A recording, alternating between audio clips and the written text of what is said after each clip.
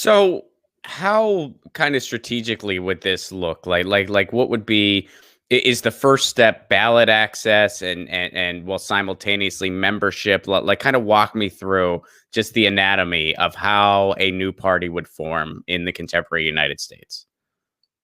Right.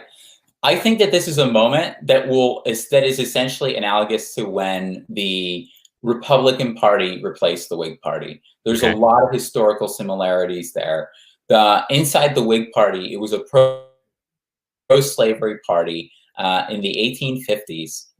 And at the convention of 1852, the presidential convention of that party, the party's elite betrayed the base by forcing through a pro-slavery platform, and the base was solidly abolitionist. And so the base said, "Fuck you," and they didn't come out. And then it was a disaster for them in the election, and they lost. And then what happened after that in 1854 is that the party basically split, and the split began like right there in 1852, and in 1854 they had a founding convention for the new abolitionist Republican Party, and within 4 years it had essentially replaced the Whig Party, and so it had taken their place in both houses in Congress, and then by 6 years elected Abraham Lincoln, as president.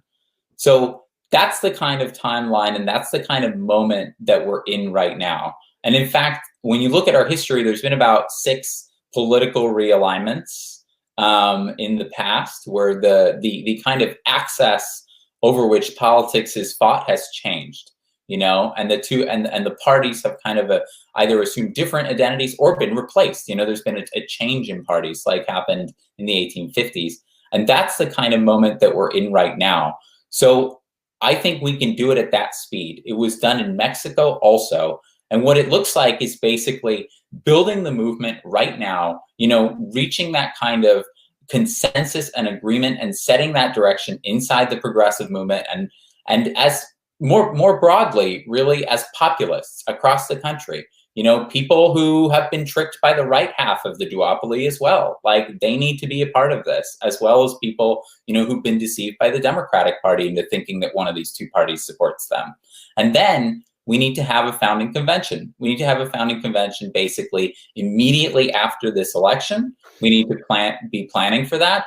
And then we need to run candidates beginning in 2021, get ballot access beginning at the end of 2020 and 21, and then move up to competing in the midterms at every level, from from Congress down on to local races, school boards, city councils, and then compete for president in 2024 and replace this party in the same way that it was done in the 1850s, and in the same way that it's being done in other countries now at lightning speed, powered by the internet.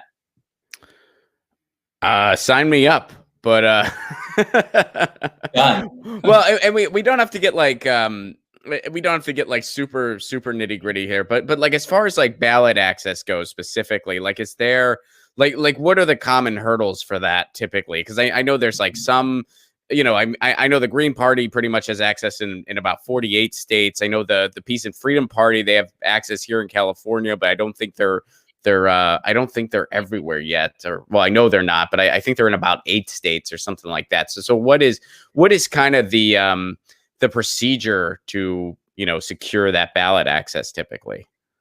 Yeah. In the US, ballot access is a state-by-state process. Mm-hmm. And so what it means is that every state has a certain level of signatures, amount of signatures that are required to be collected like by a certain due date. And when you add it all up, it's about 1 million signatures that you have to collect, 800,000 to 1 million, and you should per collect state.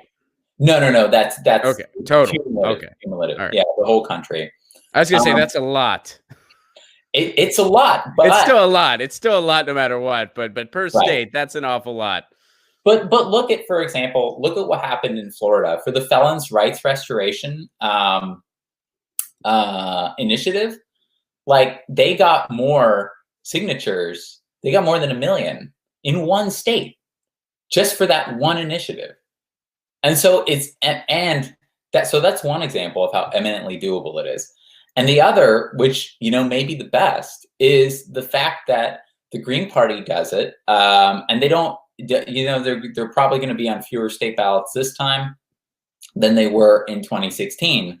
But part of that is because of, coronavirus, and difficulties doing basically ballot access petitioning, in this time. But the fact that they've been able to get on to nearly every state ballot, and that the laws for getting on the ballot actually have gotten easier since then, in a number of states that were kind of really the more difficult ones, they do that with almost no resources, with an annual budget of $300,000 to $400,000, with no paid canvassers, with one or two maybe paid staffers. And so that goes to show that with a really relatively small level of organization, the ballot access is eminently surmountable. It can be done. And so now you start talking about, like, gee, what if, a progressive populist movement, what if the progressive movement was doing that? What if you, had some major, independent progressive figures on board, and what if you had some major organizations on board? Then you're just blowing the level of organization and resources out of the water, because $300,000, $4,000, like that really is not that much in politics. It's nothing compared to what the establishment parties do. Mm-hmm. So, well, speaking of which, so when people say, well, why don't we just green enter? What is your response to that? Yeah. I think that the Green Party, going back to this analogy of the 1850s, there were, I think it fits as well. There were abolitionist parties before the Republican Party came about, and they helped lay the groundwork for the Republican Party, for a breakthrough party. But in the end, they themselves were not the breakthrough party. And so this was in particular the Liberty Party, the Free Soil Party. They were around for years before the Republican Party came about, and they helped kind of cultivate this into, the idea of an independent party.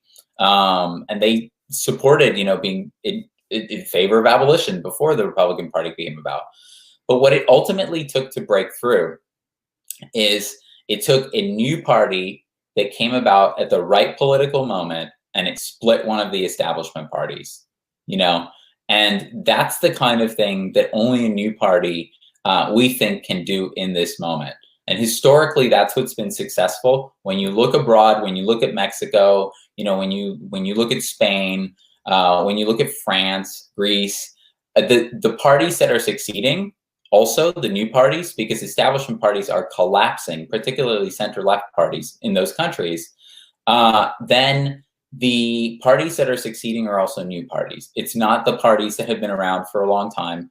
And so there's an attraction to a new party, basically, to doing something new that creates a sense of possibility that doesn't exist when you're talking about something that's been there for a long time. It's a known quantity, and that's not to say that that I don't appreciate and admire what the Green Party has done. I think it's incredibly admirable, and in 2016, I supported Jill Stein. But in this moment, the social science lends itself to saying that a new party, can be more successful, as does the international examples. The other thing, Ron, the other part of that is that a new party, to be successful, it has to invite all of the working class, including people who are, consider themselves to be on the right.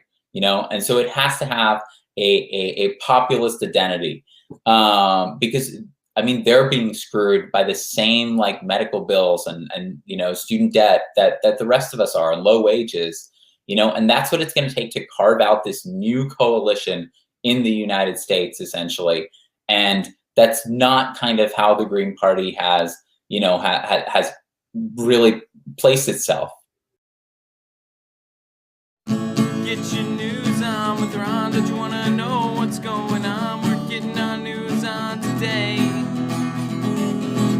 Get your news on with Ron. Don't you want to know what's going on? We're getting our news on today. Placone. We'll go through it together and make it our own. Get your